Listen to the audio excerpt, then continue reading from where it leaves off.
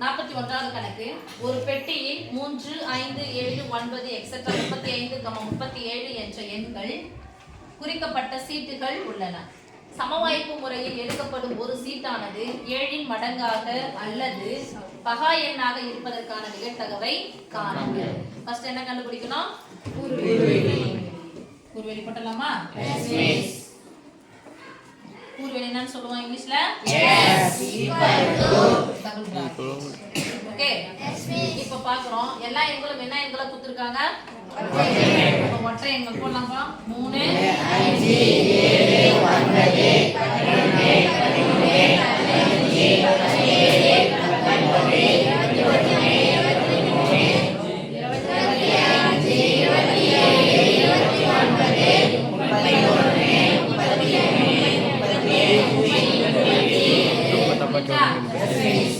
நல்ல பிரில்லியண்டான பசங்களா இருந்தா கடைசி உறுப்பு கொடுத்துட்டாங்க. கடைசி உறுப்புல இருந்து முதல் உறுப்பு கழிங்க.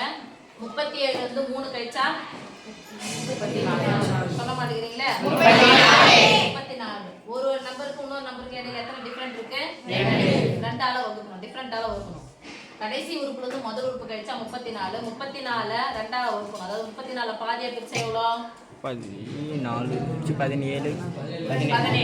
17 கூட 1 கூட்டினா 18. மொத்தம் எத்தனை நம்பர் இருக்கணும்? 18. இதுதான் பார்த்தலாமா? இப்போ அடுத்து நான் எழுத போறோம். S ல உள்ள உறுப்புகளின் எண்ணிக்கை 1 2 3 4 5 6 7 8 9 10 11 12 13 14 15 16 17 18. வந்துச்சா? Yes miss. Number of S = 18. இங்க போறோம். 7இன் மடங்காக என்னது? எத்தனாவது பெருக்கல்? 7வது பெருக்கல். அப்ப 7இனுடைய மடங்கு இதுல என்ன இருக்குன்னு பார்க்க போறோம். போலாமா? அப்ப 7இன் மடங்கு நான் தான் எடுத்துக்கிறேன். ஏன் எடுத்துக்கிட்டா? Yes miss. A போலாமா? Yes miss. 1 7 2 14 3 21 4 28 35. இதெல்லாம் என்ன எண்கள்? எல்லாமே அனங்க ரெட்டை எண்கள்லாம் வந்திருக்குல்ல? Yes miss. அதை எடுத்துலாமா? Yes miss. 14 எடுத்தாச்சு. 22. மீதி அப்ப எத்தனை நம்பர் இருக்கு? 1 2 3. இப்போ அடுத்து நான் எழுத போறோம்.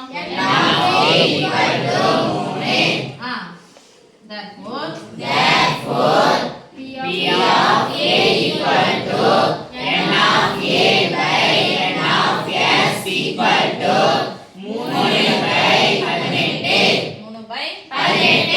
7இன் மடங்கு உங்களுக்கு கொடுத்துட்டாங்க. அடுத்தது என்ன கொடுக்குறாங்க பாருங்க. பகா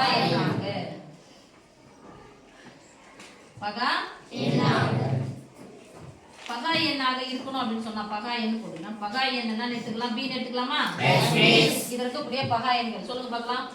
3 5 7 11 9 11 13 17 19 23 29 31 37. அப்படி சொல்லுங்க பார்க்கலாம். 3 5 7 11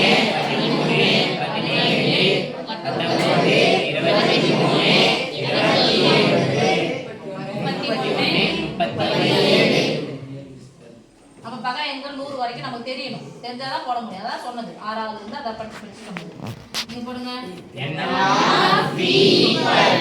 எத்தனை நம்பர் வந்திருக்கு பாருங்க. 1 2 3 4 5 6 7 8 9 10 11 11. Sorry 11. therefore N of B equal to N of B by N of S equal to 11/18. அல்லதுன்னு கேட்டா கூட்ட போறோம். கூட்டணும்னா பொதுவாகிறத கழிக்கணும். அப்ப பொதுவான என்னது? வெட்டு. அப்ப என்ன வெட்டு? A வெட்டு B.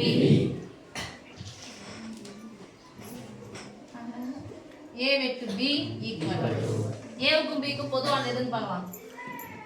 7 7 21 இல்ல 35 இல்ல. அப்ப 7 மட்டும் போட்டுக்கலாமா? சொல்லுங்க. 7 N of A வெட்டு B equal to 1. Therefore P of A வெட்டு B equal to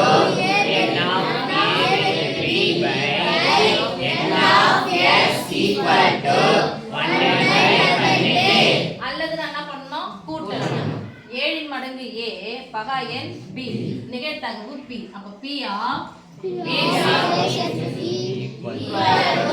p of a plus p of b minus p of a p of a எவ்வளவு தெரிஞ்சிச்சு நமக்கு 3/18 plus p of b எவ்வளவு 18 minus p of a with b எவ்வளவு 1/18 எத்தனை முறை 18 வந்தாலும் பின்ன எண் நடுவுல பிளஸ் ஓ மைனஸ் அஞ்சா பகுதிகளை பார்க்கணும் பகுதிகள் ஒரே மாதிரி தான் இருக்கு எத்தனை முறை வந்தாலும் ஒரே பை 18 மேல 3 பிளஸ் 11 இந்த 1 கழிச்சா 10 கூட 3 கூட்டினா